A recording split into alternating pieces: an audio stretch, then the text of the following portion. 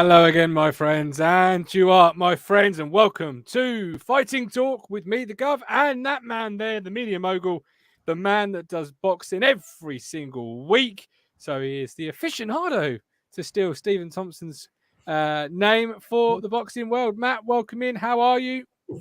Well, I've been poorly all week. If anyone saw our Talking Town show last Sunday, I felt a bit under the weather, and it just carried on. So I'm still not 100%. But if there's anything will get off my sick bed, it's talking boxing with you, man. Yeah, absolutely. Get me as well. Sorry, I was just changing my background. It kept telling me I've already exceeded my limits, and I had to try and choose which one to delete. And it wasn't going to be King Lambert. So I was just trying to find one I could quickly delete. But here we are. Talking of shoestrings, talking of scrambling for plans, Dillian Whyte, Tyson Fury. Dillian had no answer for the jab uppercut combination, Mr. Phillips. You were right. I think you said something like 4, 5, or 6, didn't you? I did. Was your prediction? Rounds, knockout. I was quite conservative in my prediction that I thought Tyson would probably just get on the back foot and win on points. I mean, to be fair, he was on the back foot for the first 5 or 6 rounds. But yeah, once again, the kryptonite that is the uppercut to Dillian ended him. Yeah, that was a beautiful sequence, though, because he felt him with the jab. Yeah. And then he comes with the upper, and Dillian doesn't see it coming. Then I've read some things online where Dillian's saying it wasn't fair. He pushed me, I hit my head. He did push him, that's to be fair. He did. He saved him from going home in an ambulance, Matt. He saved him from face planting in front of everybody. Yeah, I'm not sure Dillian did hit his head, in all honesty. But what is it? I mean, they were talking about this in the States and in boxing news here. What is it about Fury winning that brings out the worst excuses in fighters? Like, do you remember Deontay Wilder? My ring suit was too heavy. What was it? 40 pounds or something. Yeah. Heavyweight champion of the world. And then Dillian saying, "Well, I banged my head. I could have been all right." Listen, Mark Lyson was a great stoppage from him. But I think UK referees and judges, of course, have been getting a bad rep over the last couple of years because of, weird stoppages, or their judging hasn't been very good. But I mean, I think he certainly was on the money there. And of course, once up, he staggered into the ropes, didn't he? So Dillian Whyte didn't know where he was. He thought he was shopping in Matalan. Let's be honest. He didn't know he was in front of 94,000 people at Wembley. Let's be brutally fair about it. He did not know where he was when he got up. He did not know where he was. But again, like we say, it's the kryptonite, isn't it? The uppercut that ended him against Joshua. Yeah. The uppercut ended him against Povetkin, albeit that was a left hand. And this time, like you say, he feints with the jab, sets him up there.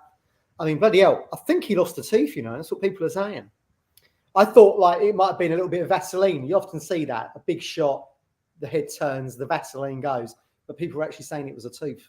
Can you imagine the velocity of that shot? He's got enough money to get him to have a nice pair of dentures. As now. I mean, look, every cloud, right? You got every cloud, particularly ones in front of 94,000 people. They always come full of gold, raining coins. But Dillian started with a southpaw. Dillian threw Tyson a little bit because he started southpaw. I have this in big letters on my pad here, southpaw. Right. So for what reason would he have done that? So you've waited 1,600 odd days for your mandatory challenge. There's no rematch, as we know, as we said last week, in a mandatory. So he starts off southpaw. Now, I can only think of 2 things. One, Tyson had trained, by all accounts, as a southpaw all through camp, and also did his public workout as a southpaw. So therefore, Dillian thinks he's going to come out southpaw. Although that seems a bit predictable, does it not?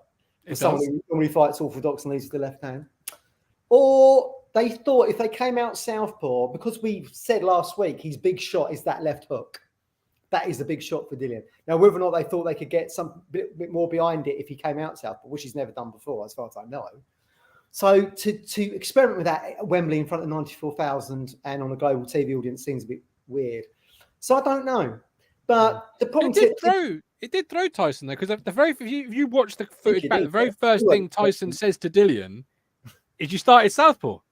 yeah, exactly. So it did throw, which is obviously what you want to do in a big fight. You want to put some doubt into the mind, into the game plan, into the mythology of the champ. Yeah, but doesn't throw your own game off. Yeah, I mean, you could argue that Tyson training southpaw, or saying he's trained southpaw, and in doing the workout southpaw is mind games. But of course, he's done that before. I think he fought Chisora as a southpaw. He certainly beat Martin Rogan, who was like a domestic/European level fighter in Ireland for the Irish title as a southpaw and made easy. He's a bit like Ronnie O'Sullivan, you know, when you see Ronnie playing the snooker and he can do shots of either hand. I mean, he's like that basically, Tyson. Yeah. I mean, you got to take your hat off to him. But I think where it went wrong for Dillian really was that he didn't turn it into the dogfight that everyone said. You've got to get on Fury's chest because, you know, if you're staying in range of his jab, he's just going to jab your head off.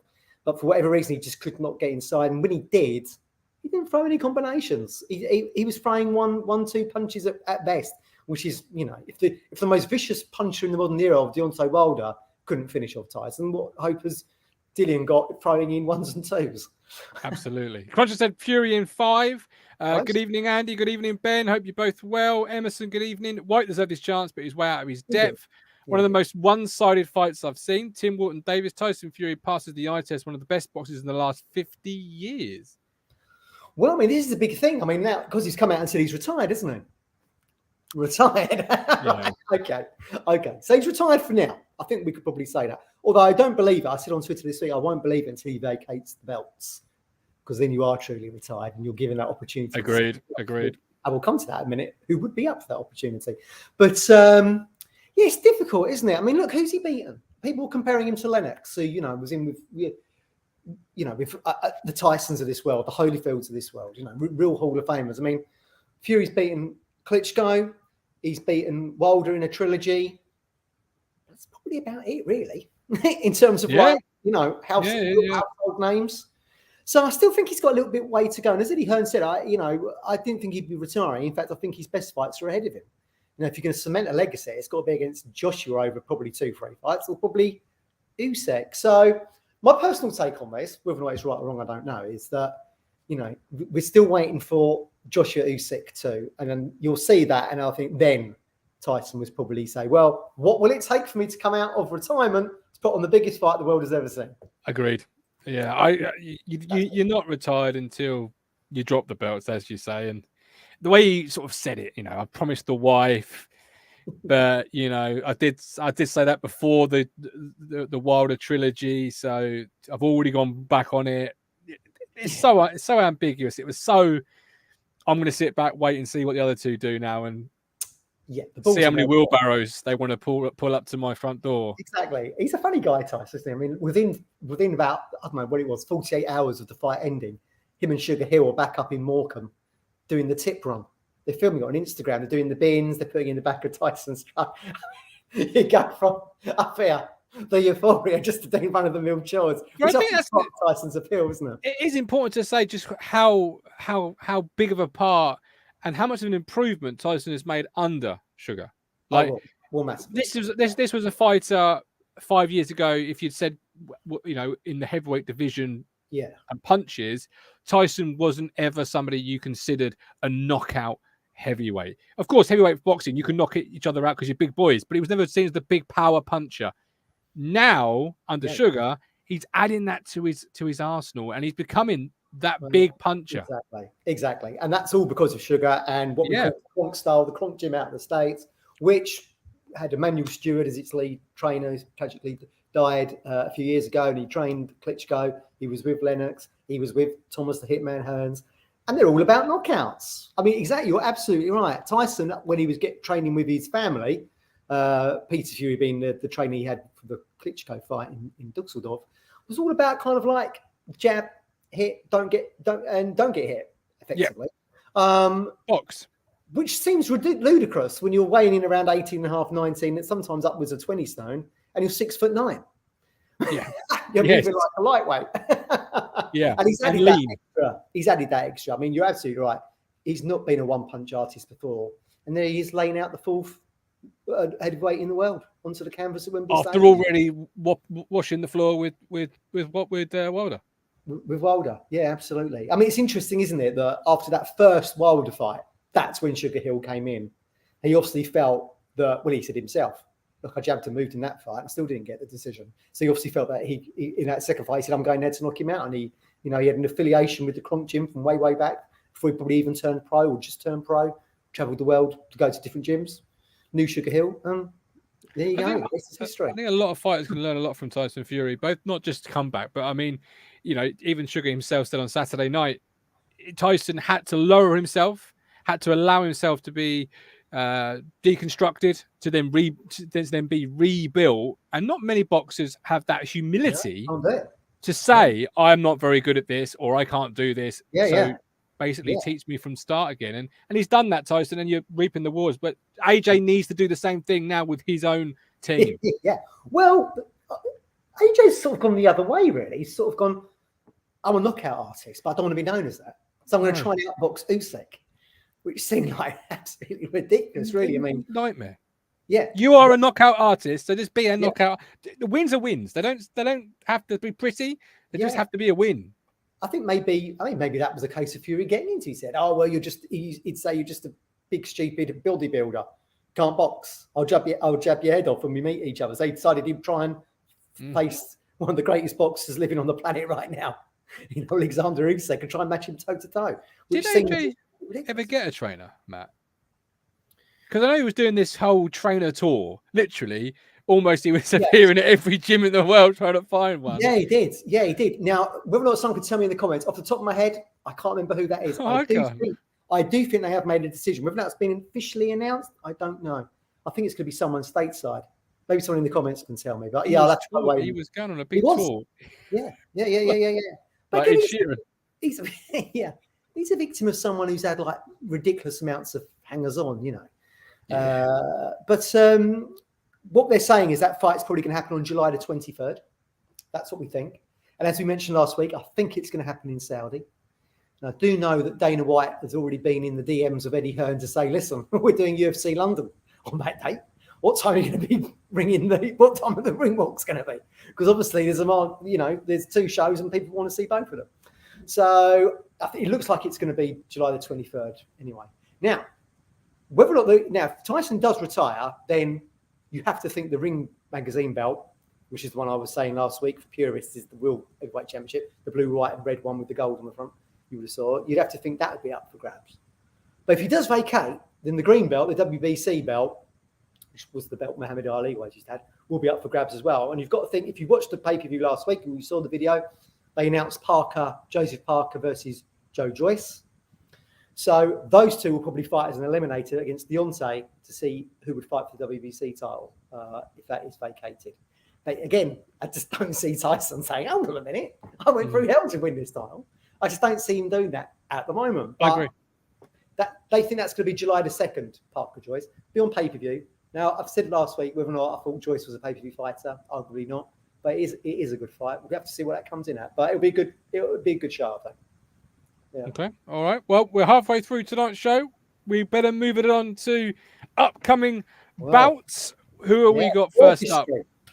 More history being made. So we had history last week in the 94,000 at Wembley. And then tomorrow night, we see the first time that an all-female undisputed fight will headline the Mecca of boxing, Madison Square Garden in New York City. So it's Katie Taylor from Ireland against Amanda Serrano for all the marbles in the lightweight division.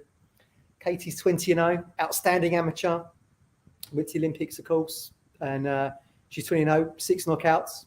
Now you've got to remember, the girls fight over 2 rounds. They want 3, but at the moment they fight over 2. So Amanda Serrano has been a world champion in 7 different weights. Yep. All the way down at flyweight, 115 pounds, all the way up to light welter, 140 pounds. So this is going to be at lightweight, which is 135 pounds. Now, bear in mind what I just said. 2-minute rounds. She's 142, lost 1, drawn 1. She has 30 knockouts on that record. That's in 2-minute rounds.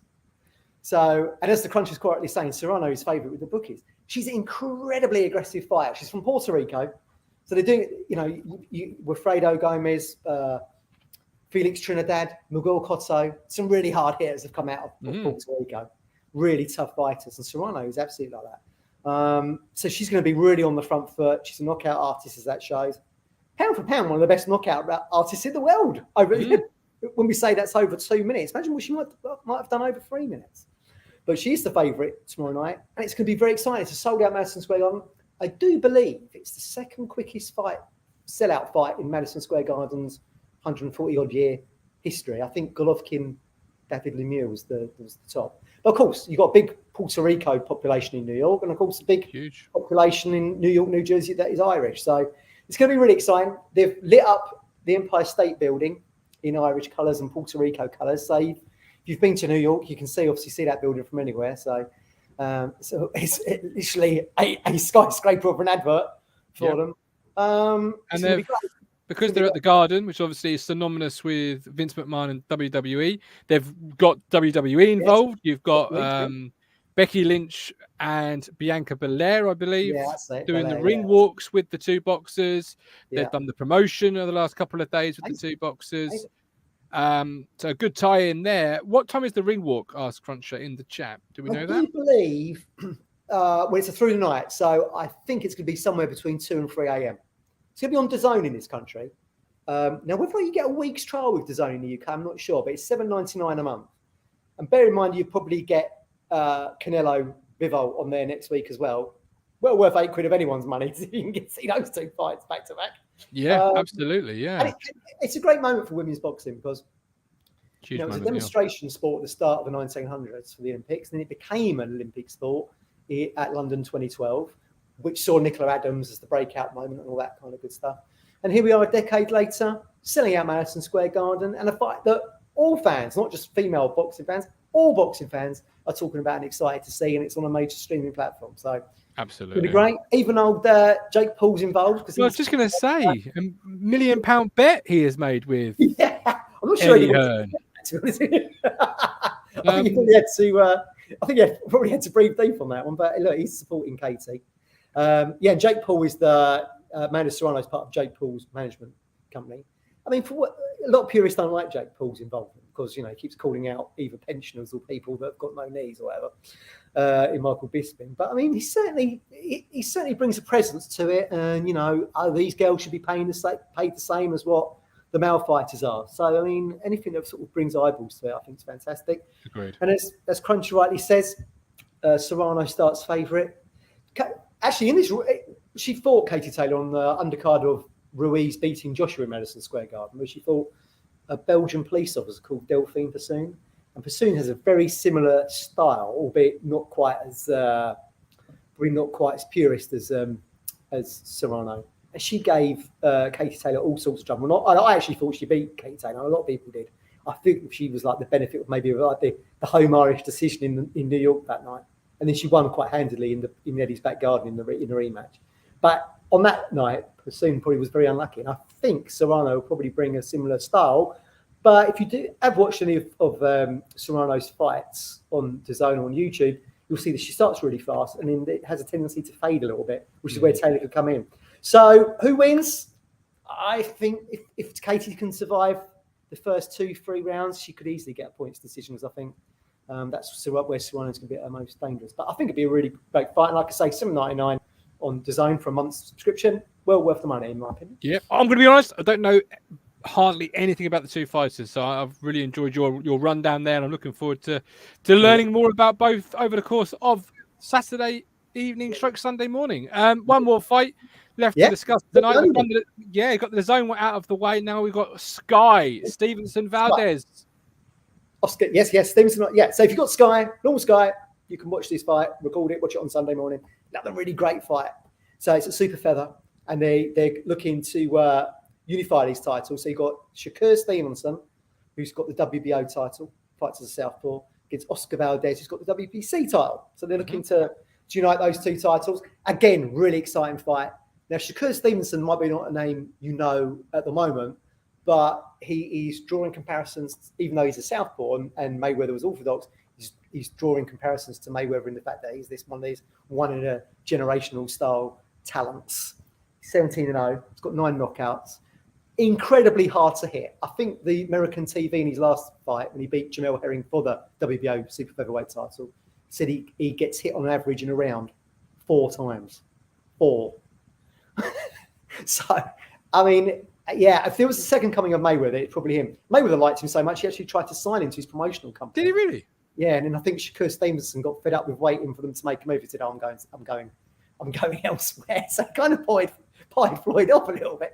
I know Shakur tweeted today, glad I've been through a lot. It's made me a monster. So, yeah. No, Jace, £2. Thank you very much. Thanks for your time and HDR content. No, Jace, thank sure. you for watching and liking what we do. It's why we do what we do. Yeah, great. Yeah, I mean, Shakur's got it all. He's literally got it all. He's hard to hit. He's got a great jab.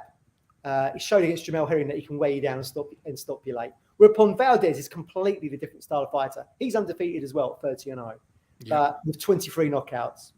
He would like the fight to be in a telephone box. Put both fighters in, you shut the door, and away we go. He's that kind of fighter.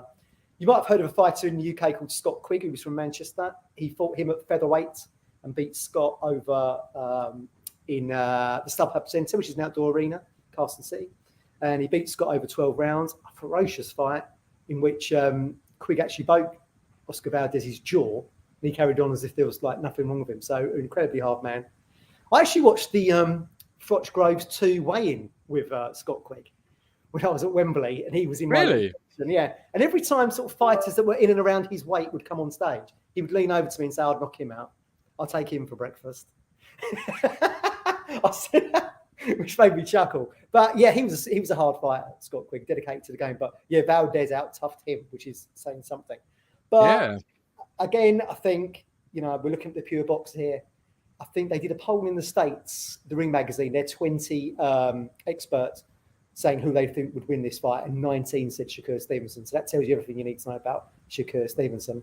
And I think the only one who rooted for Valdez was maybe part of his promotional team. So look out for that one. It's well worth watching because I do think Shakur Stevenson's going to be a big pay-per-view star. I'd imagine he'll clean up here at this super feather limit and then go up to lightweight, which is where all the big fights are. So, that's where your Lomachenko's are, your Teofimo Lopez's are. That's where Gervonta Davis is, Kambosis is, who's the unified and undisputed champion. That's where the money fights are, and he'll be a great addition to that. So remember the name, Shakur Stevenson. He could be the new. Remember the name. That and obviously Valdez there was rumours that he was hoping to duck this fight, but he hasn't. He's stepping up to the mark. He is, and he's a funny guy. Valdez, like I say, he's a real tough fighter, and he's got lots of fans. But weirdly, he failed a drug test in his last fight, in his first defence against Robson Conceição from Brazil, but he was allowed to continue fighting because it was what the Americans called out. Well, I think it was in Tucson, Arizona, and their fight commission said because he was drug tested out of competition, it therefore would not impact the fight. So he didn't have to sit the ban. So he was quite lucky. I think it was maybe one of the Native American reservations. They've got slightly different rules, but certainly if that had been like, I don't know, the Nevada Athletic Commission, it'd probably been gone for like a year, 2 years or something. But there you go. The weird and wonderful world of boxing politics. Depends what state you're in. There you go. Yeah, absolutely. Again, not a huge fight I had on my radar, but one I'm looking forward to seeing what it serves. I'm a heavyweight purist through and through. The rest of the divisions have to be something really sort of intriguing, like the next Mayweather. That's going to be intriguing me now, so I'm going to be checking him out for sure. But I'm a heavyweight purist at heart. That's where I sit. That's really crosses over into the mainstream, doesn't it? But you think back, in history, look where Mayweather fought Hassan. Absolutely unbelievable fight. I'm 16 stone, Matt. Like these guys that are feathers, literally feathers. I don't understand how you can have the discipline to be that size. There's wagon wheels to be eaten, people. What are you thinking? In between training camps, maybe they crack out the wagon wheel. But yeah, so we've got a great weekend of boxing again, and next weekend Canelo Bivol. So perhaps we'll do another Talking Knockouts and look back on these two fights because the good fights keep on coming. Looking forward to it. Right, we're back live in 3 minutes' time for Talking Town. There is Norwood news. There is Carroll news. There is lots of stuff to debate on that show. But for Fighting Talk, Talking Knockouts, we're done. So lead us out, Mr. Phillips. Yeah, don't forget it. $7.99 on DAZN. Well worth your money. And on Sky tomorrow night is the Valdez and Shakur Stevenson. So get stuck in. Boxing's in a great space at the moment.